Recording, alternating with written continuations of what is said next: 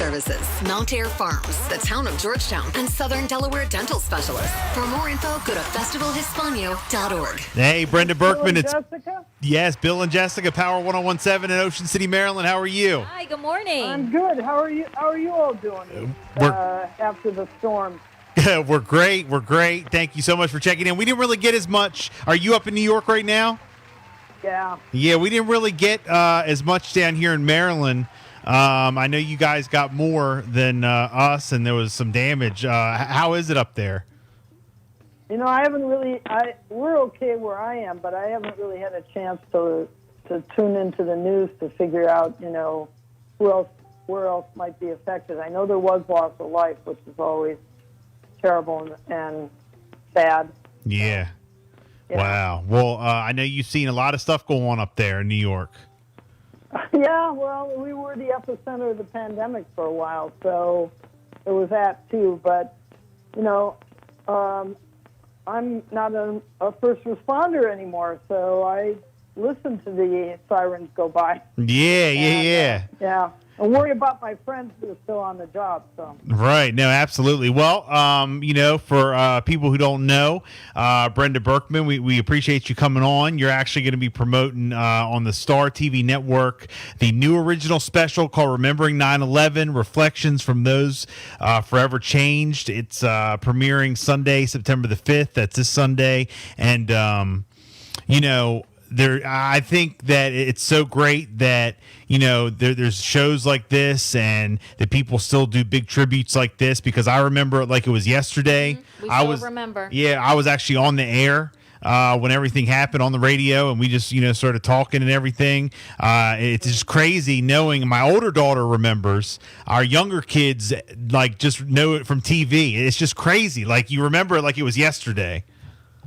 So that's what's so great about this Start TV program, because it focuses on women's stories, and sometimes the media didn't, they kind of left women out of the picture in the initial coverage. And I think it's really important, especially for kids like your daughter who have no personal recollection of 9/11, that they learn the full story of 9/11, and they learn that women were affected by and doing exactly the same things that men were doing.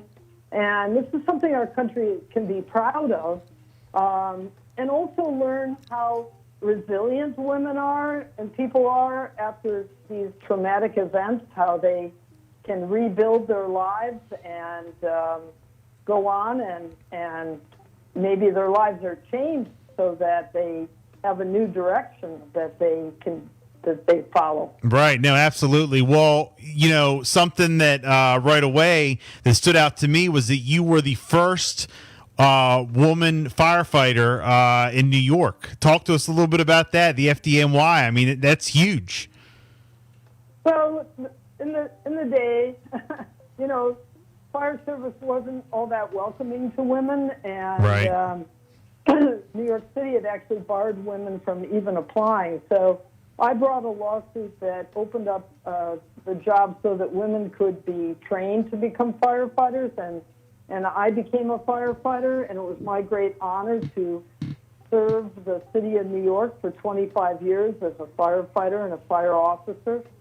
And I was able to go through and get promoted. So I'm not to cut you off. Yeah, not to cut you off, but they barred women from even applying. Yeah. It didn't Wow. make you an Olympic caliber athlete, or if you'd been born female, you couldn't even apply. So Wow. there was a lot of that. You know, in the military, even in the police, there were quotas on the number of women who could take the job. So it's a different day, hopefully, but it's slow going. It's a great job for women, and I think women bring a lot to this job. It's important that, you know, communities be served by a variety of people, people of color, women, the LGBTQ community, because people can bring their different talents and abilities to the job, and everybody benefits from that, the fire service and the community. Any idea how many women now are serving on the FDNY? Well, we have more than 100 women firefighters now, but Okay. that's slow going because we have about 10,000 firefighters. So you can see we're still at like around 1%, which Right. is very Right. small. A lot of communities around the country have more, but some communities have yet to hire their first woman. And, I just want to say to your listening audience out there, whether you're a man with daughters or you're a woman who's looking for a rewarding career, it's a great job for a woman. Yeah. Wow. Well, thank you all thank you for everything you've done. I mean, you've definitely been on the front lines and made changes. And I mean, I think that's great. Because of time, let's go ahead and move forward to the 9/11.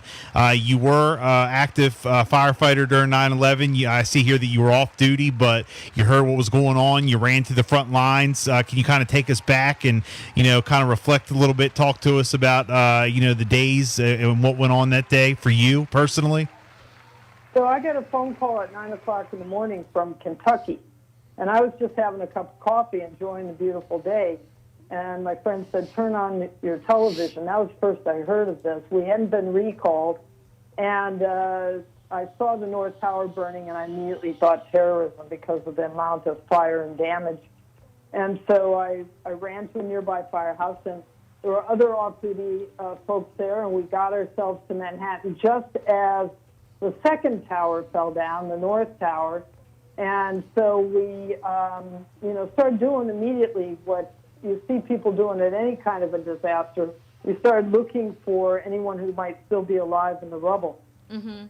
And it was especially challenging, not only because of the size, but the fact that we didn't have any equipment really to operate with. So we didn't have any radios or breathing apparatus or really any tools to work with.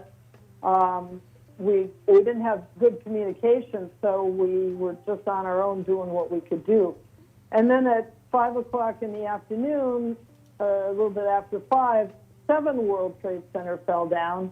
And even though we knew it was going to fall down, my group that I was in charge of, we were in the collapse zone, so we had to run down the street, trying to get out of the dust cloud and the debris that was falling down on us and into a building, which saved us. And then we came back out and we kept working. And this went on for, it was 10 months before they finally closed the site to the recovery effort. Mm-hmm. Wow, unbelievable. Well, your story is just incredible. We could sit here all day and listen to the stories from you. I'm sure. Thank you again for everything you've done and your service. Are you on social media? People want to follow you or look you up. You got a website?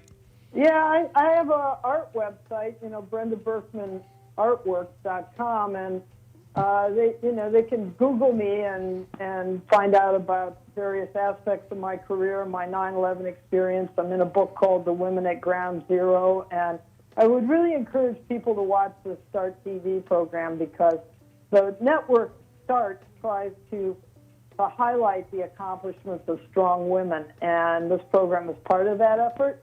And so it really helps fill in some of the blanks about women's roles on 9/11. Very good. Again, the Star TV Network, a new original special, Remembering 9/11, Reflections from Those Forever Changed, this Sunday. Make sure to check it out. Brenda Berkman, thank you so much for checking in. We appreciate it. Thank you.